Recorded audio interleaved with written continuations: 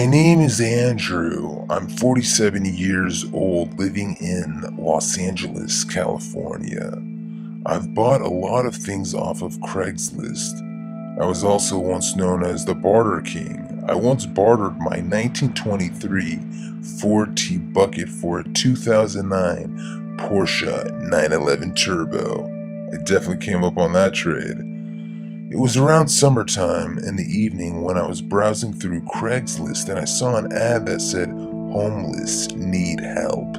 My heart instantly fell for this woman because I was raised homeless and my mom did everything that she could to provide a roof over my head. There was no telephone number, so I sent an email saying that I'm willing to help. I have a 5-bedroom house with a vacant room available for you and your child to stay in. Please give me a brief story of what's going on in your life. Her name was Robin. She emailed me back immediately. She wrote a short paragraph stating that she was going through some very difficult times, that her boyfriend was just arrested for selling oxycodone pills on Craigslist. She was desperate for help with no money and no support from family. She said she was even considering suicide. I replied back to her email and said, "Robin, you don't need to kill yourself. You could come stay with my wife and I. We have 2 kids studying abroad at the University of Sydney, Australia. With their rooms empty, we would love for you and your child to come stay with us." Robin took me up on my offer and drove to my house. She got to my house within 30 minutes. When she arrived, I was standing outside on my front porch with my wife. She drove up in a black beaten-up SUV. My wife, Ruth, was a little hesitant about letting a stranger into the house, but I told my wife the situation that Robin was in, and as Christians, we have to walk the walk, not just talk the talk. So my wife obliged, allowing Robin and her child to stay in our home. Robin came running towards us, crying with open arms. She was a tall girl, at least 5'11", with long, beautiful brown hair. My wife sighed, then mumbled underneath her breath, "Honey, this girl looks like trouble." I patted my wife on the back, saying, "Don't worry, honey, everything's gonna be okay." With tears streaming down Robin's face, she said, "Thank you for letting me into your humble home." "Of course, our pleasure. Where's your child at?" "I was able to drop her off at my friend's house." "Oh, okay." It was a little odd that she said she dropped off her child at her friend's house.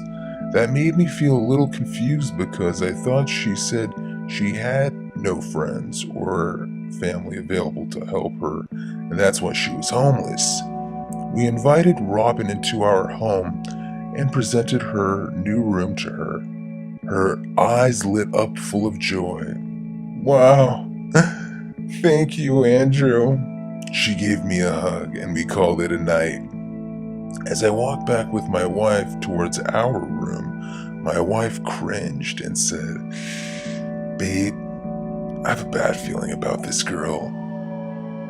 "Well, I'm not too sure what to think, honey. She said her and her child are gonna be homeless, but she dropped off her child at her friend's house. It just sounded a little fishy." My wife Ruth rolled her eyes. "I don't know, Andrew. I just have a bad feeling we shouldn't be casting our pearls before the swine." She quoted the scripture from Matthew 7:6, which says, "Give not that which is holy unto the dogs, neither cast ye your pearls before swine, lest they trample them under their feet and turn again and attack you." I didn't want to judge Robin as a person of being immoral or unethical. She told me her story, and as a kind human being, I wanted to be able to help her out. The next day I was at work. I'm a computer tech. I work in a huge office with giant-sized computers. My wife is in the real estate market. She was also busy at work showing some open houses. During my free time, I browsed Craigslist just because I had a little bit of an uncanny feeling that my wife could be right about Robin.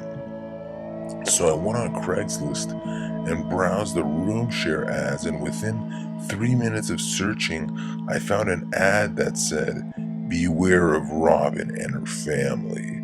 They will pay for the first couple months, and then they will stop paying rent."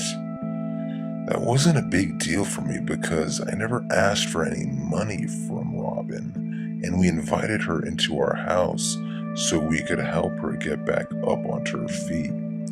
It was 5 p.m., nice and sunny. I just got off work. My wife called me. "Hey, how far are you away from our house?" Ruth sounded terrified. "About 10 minutes away, honey. What's wrong?" "Dan, our neighbor just called me, asking if we're moving because there's a 24-foot U-Haul truck with people loading it with our belongings." Ruth was hyperventilating over the phone.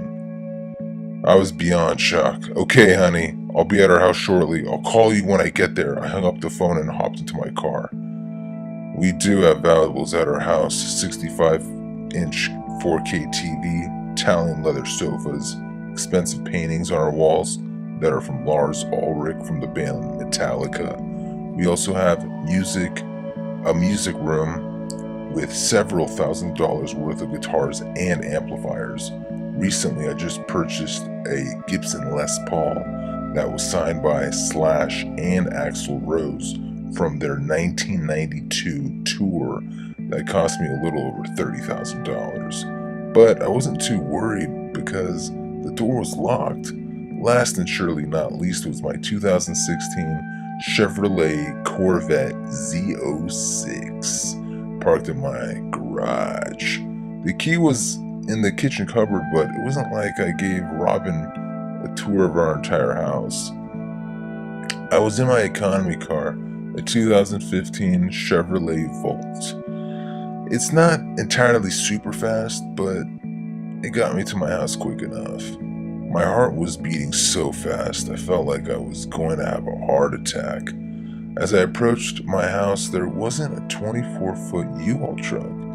I thought for a second maybe I'm in a reality prank show like Punk'd or something, but I realized that's not possible because I'm not someone famous to get punked.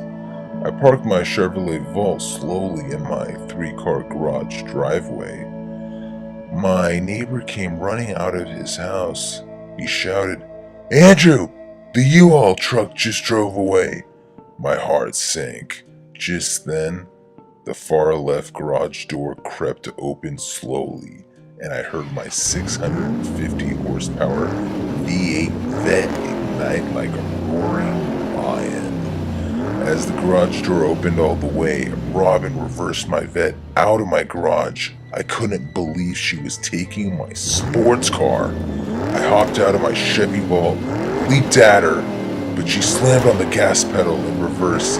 My legs were no match for a naturally aspirated 6.2-liter V8. I yelped, "Stop!" I saw her scowl at me through the windshield as she shifted into first gear, slammed onto the throttle, peeling out all 650 horses, leaving me in a cloud of smoke. I was gonna just jump into my Chevy Volt, but honestly, with 149 horsepower, that would be no match for a 650 horsepower Z06. My neighbor had his 2016 Tesla Model P90D parked in his driveway. He shouted, "Andrew, let's go get her!" I ran towards the Tesla and hopped in. "Buckle up, Andrew. This electric motor is a hell of a beast," he said fiercely. Before I was even able to get my seatbelt clipped in, 1.2 G-force of pure electric energy pulled me straight back into the car seat. I couldn't even turn my head, the force was so powerful. Damn, Daniel, this thing sure does have some powerful torque. I was shocked. It was the first time I was ever even in a Tesla. That's right, 762 horsepower with 713 pounds of torque, turning all four wheels. As we turned on the main road, we saw Robin at least a half a mile ahead of us. Dan looked at me and said, "Don't worry, Andrew, we're gonna get her." I nodded my head. I just don't want to die in the process. As we were speeding down towards the road at 148 miles per hour, Robin merged onto the freeway.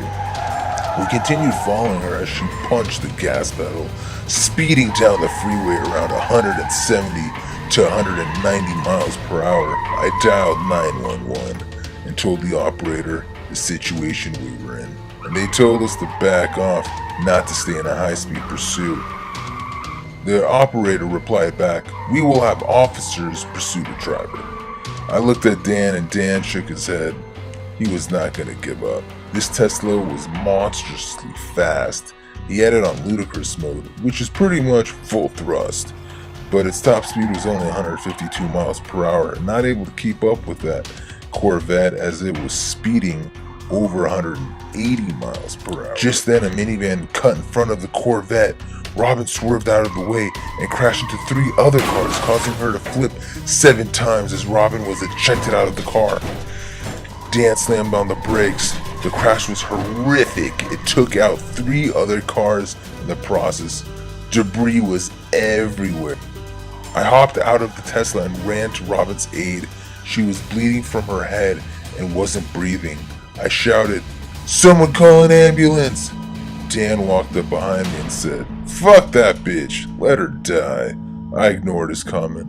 I wasn't a vengeful person. I always wanted the best for people, but people have the free will to choose from right and wrong. I held Robin's lifeless body in my arms until the ambulance arrived. She was rushed to the hospital, but she did not make it. As for my house, it was wiped clean. Everything was gone, even our toothbrushes from our bathroom. Jeesh. Talk about wicked people. 1 week later, we found pretty much everything back relisted on Craigslist for sale, including my Gibson Les Paul guitar and our 65-inch 4K TV. We were able to get the police department to retrieve all of my items by staging as a phony Craigslist customer. An undercover cop met up with the man selling my items at the storage unit, packed in a 20 by 40 unit. After the undercover officer positively verified that all my items were in the storage unit, they called for backup, arrested him, and hauled his ass to jail. I ended up getting a U-Haul truck and moving everything back into my house.